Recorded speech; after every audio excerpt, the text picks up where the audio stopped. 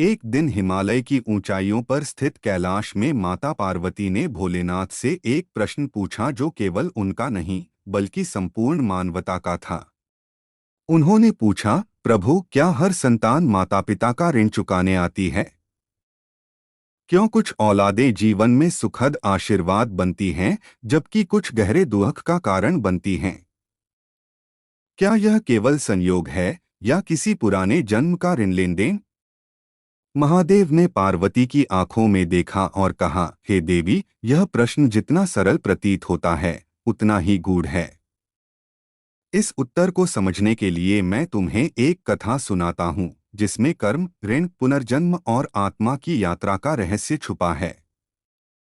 यह कथा न केवल एक परिवार की है बल्कि समस्त मानव आत्माओं की यात्रा का प्रतिबिंब है। शिवजी की दृष्टि शांत थी, लेकिन उनके स्वर में गूंजता हुआ सत्य था। उन्होंने कथा आरंभ की। स्वर्णपुर नामक गांव में एक ब्राह्मण अनंत शास्त्री अपने परिवार के साथ रहते थे। निर्धनता के बावजूद वह बड़े कर्मकांडी और विद्वान थे। उनकी पत्नी सुरभि भी अत्यंत मृदुल और धर्मपरायण स्त्री थीं। अनंत के जीवन की कठिनाइयां बचपन से ही शुरू हो गई थीं। उनकी मां का देहांत मात्र 7 वर्ष की उम्र में हो गया था। उनके पिता जनार्दन शास्त्री एक प्रसिद्ध ज्योतिषाचार्य थे जो राज दरबार में अपनी विद्या से प्रतिष्ठा प्राप्त कर चुके थे। पत्नी के निधन के बाद जनार्दन टूट गए, लेकिन दूसरी शादी करने के बजाय उन्होंने अपना समर्पण अपने बेटे के पालन पोषण में कर दिया। अनंत को गुरुकुल में भेजा गया और साथ ही घर पर भी ज्योतिष, कर्मकांड और संस्कृत की गहरी शिक्षा दी गई। अनंत ने पिता से ज्योतिष की हर बारीकी सीखी, हस्तरेखा, अंकशास्त्र, भाग्य रेखा, नक्षत्र, ग्रहों के प्रभाव और वैदिक मंत्रों का उच्चारण। समय के साथ अनंत ने पिता की सहायता से कार्य करना शुरू कर दिया, लेकिन नेति को कुछ और ही स्वीकार्य था। एक दिन जनार्दन का देहांत हो गया। एक और साया सिर से चला गया। पड़ोसी और शुभचिंतक अनंत की सहायता के लिए आगे आए और उसके लिए एक योग्य व साधारण ब्राह्मण कन्या सुरभि से विवाह करा दिया। सुरभि का स्वभाव सौम्य था। वह न केवल घर संभालती बल्कि पड़ोसियों की सेवा सहायता भी करती। उसके भीतर एक माँ, एक पत्नी और एक देवी समान नारी समाहित थी। विवाह के बाद अनंत का जीवन कुछ स्थिर हुआ, मगर यह स्थिरता बहुत देर तक टिक नहीं पाई। एक दिन सुरभि ने गर्भ धारण किया। वह दिन धीरे धीरे निकट आने लगा जब उनके घर एक नई किलकारी गूंजने वाली थी। लेकिन अनंत ने उस नवजात को गंगा तट पर ले जाकर एक विशेष मंत्र पढ़ा, जिससे वह बालक अपने पूर्व जन्म की चेतना में लौट आया। अनंत ने उससे पूछा, बता मेरे बालक, क्या तू मेरा ऋणी है या मैं तेरा? बालक ने कहा, आप मुझ पर 50 रुपए के ऋणी हैं। अनंत ने वही राशि उसे गंगा मैया की साक्षी में दी और फिर उल्टे कान में मंत्र पढ़कर उसे गंगा में प्रवाहित कर दिया। वह घर लौट आया, लेकिन अब सुरभि की गोद फिर से सूनी थी। कुछ समय बाद सुरभि ने फिर से गर्भ धारण किया। इस बार भी वही प्रक्रिया दोहराई गई। नवजात ने कहा, आप मुझ पर 100 रुपए के ऋणी हैं, और वह भी गंगा मैया की गोद में सदा के लिए समा गया। सुरभि यह सब सहन करती रही, पर उसके भीतर का मातृत्व धीरे धीरे टूटने लगा। उसके मन की पीड़ा उसके चेहरे पर उतरने लगी। उसकी आंखों में छिपे आंसू पड़ोसियों से भी न छिप सके। लोग फुसफुसाने लगे, 2-2 संतानें हुईं, लेकिन गोद फिर भी सूनी है। एक दिन मोहल्ले की एक वृद्धा मांझी उनके पास आई और उसने सुरभि की व्यथा पूछी। जब सुरभि ने सब कुछ बताया, तो मांझी ने उसे राजा के पास चलने को कहा। अगले दिन वे राजा के पास पहुंचीं और पूरी व्यथा सुनाई।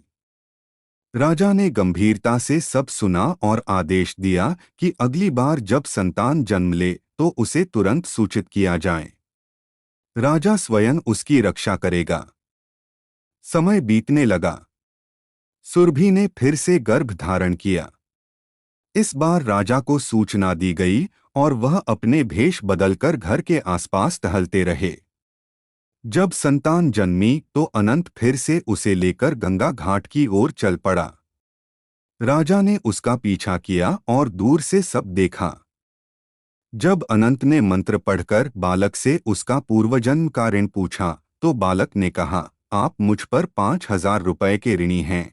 अनंत ने यह सुनकर उसे गंगा में प्रवाहित नहीं किया, बल्कि मंत्र पढ़कर उसकी चेतना पूर्व अवस्था में लौटाई और उसे गोद में लेकर घर लौट आया। राजा ने यह सब देखा और रास्ते में अनंत को रोककर पूछा, पहले 2 बच्चों को तुमने गंगा में प्रवाहित कर दिया, लेकिन इस तीसरे को क्यों लेकर लौटे? अनंत ने हाथ जोड़कर उत्तर दिया, पहले 2 बच्चे मुझसे कुछ न कुछ ऋण वसूलने आए थे। मैं उन्हें वह ऋण गंगा मैया की साक्षी में चुका चुका, लेकिन यह बालक मुझसे 5,000 रुपए वसूलने आया है। अब जब इतना बड़ा ऋण है तो यह मुझे छोड़कर नहीं जा सकता। इसे तो मेरी सेवा करनी होगी, मेरा अंतिम संस्कार करना होगा। राजा ने मुस्कुराते हुए उसे आशीर्वाद दिया और वहां से चले गए। घर लौटकर जब सुरभि ने देखा कि अनंत इस बार बच्चे को लेकर आया है तो वह खुशी से फूट पड़ी। वर्षों की सूनी गोद आज पहली बार भर गई थी। उन्होंने उस दिन को उत्सव बना दिया। पड़ोसियों को आमंत्रित किया गया। नामकरण संस्कार हुआ और बालक का नाम रखा गया चंद्रप्रकाश। चंद्रप्रकाश जैसे जैसे बड़ा हुआ, उसके जीवन में शुभता, भाग्य और तेजस्विता की झलक दिखाई देने लगी। उसकी कुंडली में ऐसा योग था कि वह स्वयं ही अपने माता पिता के अंधेरों में उजाला लाने आया था। अनंत और सुरभि के जीवन में पहले जो संघर्ष और अभाव थे, अब धीरे धीरे दूर होने लगे। अनंत की पंडिताई और ज्योतिष का काम खूब फलने फूलने लगा। पहले जहां दक्षिणा में अन्न या फल मिलता था, अब सोने के सिक्के और बहुमूल्य वस्त्र मिलने लगे। चंद्र प्रकाश के आने से जैसे घर में लक्ष्मी का वास हो गया। बालक बचपन से ही अत्यंत बुद्धिमान था। वह संस्कृत के श्लोक और मंत्र थोड़े से प्रयास में ही याद कर लेता था। 5 वर्ष की उम्र में उसे गुरुकुल में भेजा गया, लेकिन शाम को अनंत स्वयं उसे विशेष रूप से पढ़ाते थे, जैसे गुरु अपने सबसे प्रिय शिष्य को शिक्षा देता है। चंद्र प्रकाश दिन दूनी रात चौगुनी गति से बढ़ रहा था। 14 वर्ष की उम्र में वह इतना परिपक्व दिखता था मानो 18 वर्ष का हो।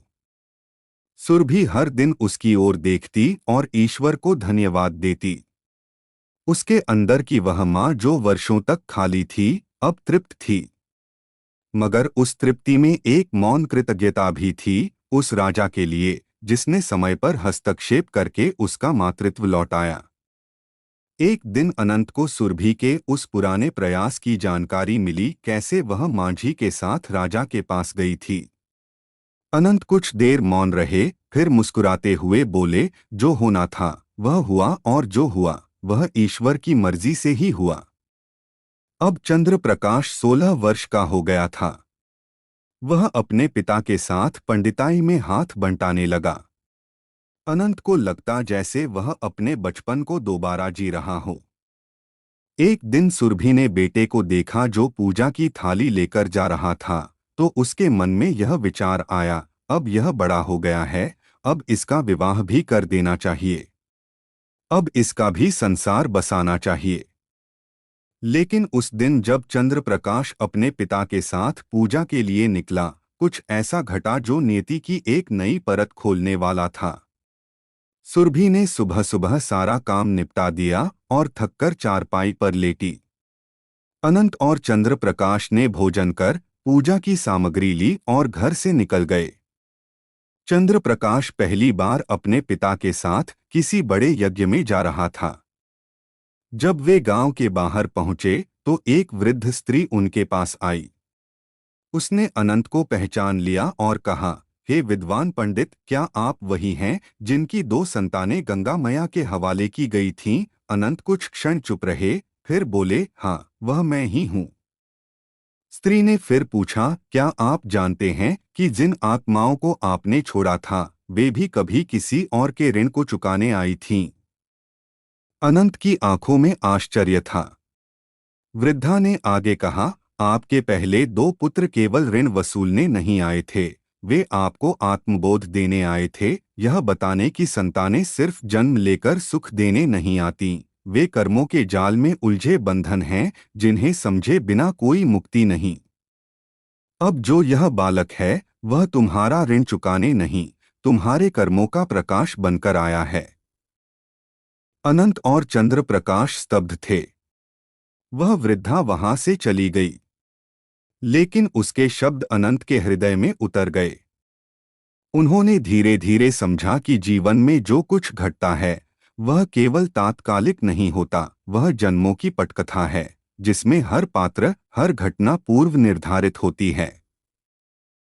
जब उन्होंने पूजा समाप्त की और घर लौटे तो सुरभि ने देखा कि उनके चेहरे पर एक नई शांति है, एक ऐसी शांति जो केवल तप और अनुभव से ही प्राप्त होती है। वह मुस्कराई और कहा, कुछ विशेष घटा है क्या? अनंत ने धीरे से उत्तर दिया, हाँ, आज मेरे भीतर एक ऋण उतर गया, अज्ञान का ऋण।